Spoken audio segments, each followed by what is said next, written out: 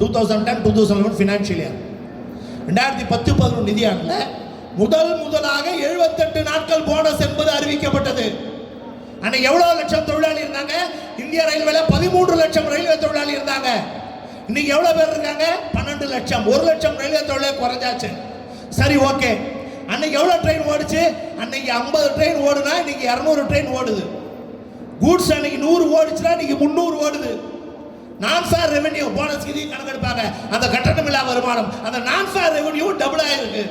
Passenger traffic double ஆயிடுச்சு, passenger revenue double ஆயிடுச்சு, fried traffic double ஆயிடுச்சு, குட்ஸ் ரெவென்யூ டபுள் ஆயிடுச்சு, நான் ஃபேர் ரெவென்யூ டபுள் ஆயிடுச்சு. 2010-11 இன்னைக்கு 2022-23 12 ஆண்டுகளாக பிஎல்பினா ப்ரொடக்டிவிட்டி லிங்க்டு போனஸ், உற்பத்தி திறனுடன் இணைந்த போனஸ். உற்பத்தி ஏறிடுச்சு, வருமானம் டபுள் ஆயிருக்கு எல்லா பக்கத்துல இருந்தோம். ஆனா அதே 78 நாள் தொழிலாளி எண்ணிக்கை குறைஞ்சிருக்கு. 1 லட்சம் குறைஞ்சு போச்சு. 13 லட்சம் 12 லட்சமாக. அதே 78 நாளைக்கு 12 வருஷத்துக்கு வாங்கி கொடுக்குற நீ தான் ஃபெடரேஷன் சொல்லிக்கிற. இங்க வந்து டிஆருக்கு ஃபெடரேஷன் இல்லைங்கிற. எப்படிங்க நியாயம் இது? ஏங்க, ஒரு குழந்தை, 4 குழந்தைங்க இருக்குங்க. 4 குழந்தை இருக்கு, 4 சாக்லேட் இருக்கு. பிரிச்சு கொடுப்போம். அதை ஆளுக்கு ஒரு சாக்லேட் குழந்தை கொடுப்போமா இல்லையா? அப்பதானே ஈக்குவல். குழந்தை 4 இருக்குது, சாக்லேட் 8 மாறி போச்சு. குழந்தை 2 ஆயிடுச்சு, குழந்தை 4 இல்லை, குழந்தை 2 13 லட்சம் தொழிலாளி 12 லட்சம் ஆயிட்டான்ல, குழந்தை 2 போயிடுச்சு. சாக்லேட் 4ங்கிறது என்ன ஆயிடுச்சு? 8 ஆயிடுச்சு. அப்போ குழந்தையும் குறைஞ்சிடுச்சு, சாக்லேட் அதிகமாக இருக்குது. அப்போ ஒரு குழந்தை கொடுக்குற சாக்லேட் ஒரு சாக்லேட் தான் கொடுப்பேன். எவ்வளோங்க கொடுக்கணும்? 8 சாக்லேட் இருக்கு, 2 குழந்தை இருக்குன்னா எவ்வளோ கொடுக்கணும்? ஆளுக்கு 4 சாக்லேட் கொடுக்கணுமா இல்லையா? இதானங்க நியாயம்? 13 லட்சம் தொழிலாளி 12 லட்சமாக குறைஞ்சிட்டான்.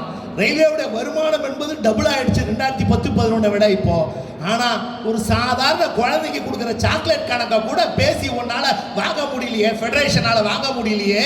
12 வருஷமா நான் தான் ஏஆர்எஃப், நான் தான் என்எஃப்ஐஆர்னு சொல்றியே சார். ஒரே ஒரு விஷயங்க, ஒரு தப்பு பண்ணிடுறோம். நம்ம வீட்டில் இருக்கவங்க தப்பு பண்ணிடுறாங்க, வீட்டில் இருக்கவங்க தப்பு பண்ணிடுறாங்க, அல்லது குழந்தைங்க தப்பு பண்ணிடுது, யாரா தப்பு பண்ணிட்டாங்க, அல்லது கூட பழகிற ஃப்ரெண்டே தப்பு பண்ணிடுறாங்க. தப்பு பண்ணிட்டு நம்ம என்னங்க எதிர்பார்ப்போம்? அந்த தப்பை உணர்ந்து மன்னிப்பு கேட்கணும். எதிர்பார்ப்போமா இல்லையா? ஏய், நீ தப்பு பண்ணிட்டா மன்னிப்பு கேள்டா முதல்ல சொல்லுவோமா இல்லையா? சொல்லுவோமா இல்லையா? தப்பு பண்ணா மன்னிப்பு கேட்கணுமா இல்லையா? கண்ணையாவோ ராஜா ஸ்ரீதரோ ராகவையாவோ நாங்க பண்ணது தப்பு, நாங்க பயோமெட்ரிக்கை ஒத்துக்கிட்டோம், அது தப்பு. 12 வருஷமா நாங்க ஒரே போனஸ் வாங்கி கொடுக்குறோம் 78 நாள், அது தப்பு. என்னைக்காவது ஒத்துக்கிட்டாங்களா? இங்க வந்து இ பாஸை ஒத்துக்கிட்டோம், தப்பு தப்புன்னு சாரின்னு முதல்ல இங்க வந்து ராகவையா பேசியிருந்தாருன்னா, கண்ணையா பேசியிருந்தாருன்னா நம்ம யோசிக்கலாம். ஆனா அவங்க ஜஸ்டிஃபை பண்ணாங்க, ஜஸ்டிஃபை பண்ணி சொல்றாங்க நான் அடுத்த வருஷம் மாத்துறேன். 12 வருஷம் ராகவையா கோமால இருந்தாரா? 12 வருஷம் கண்ணையா கோமால இருந்தாரா? அல்லது 12 வருஷம் அவங்க ஃபெடரேஷனே இல்லாம போச்சா? 12 வருஷம் இப்போ நீ தானே ஃபெடரேஷனு, இப்போ என்எஃப்ஐஆர் இருக்குல்ல, இப்போ ஏஆர்எஃப் இருக்குல்ல. நீ பண்ண தப்பா முதல்ல தொழிலாளிகிட்ட நான் தப்பு பண்ணிட்டேன்னு ஒத்துக்க மாட்டேங்கிற, நான் தப்பு பண்ணதுக்கு சாரின்னு மன்னிப்பு கேட்க மாட்டேங்கிற. இந்த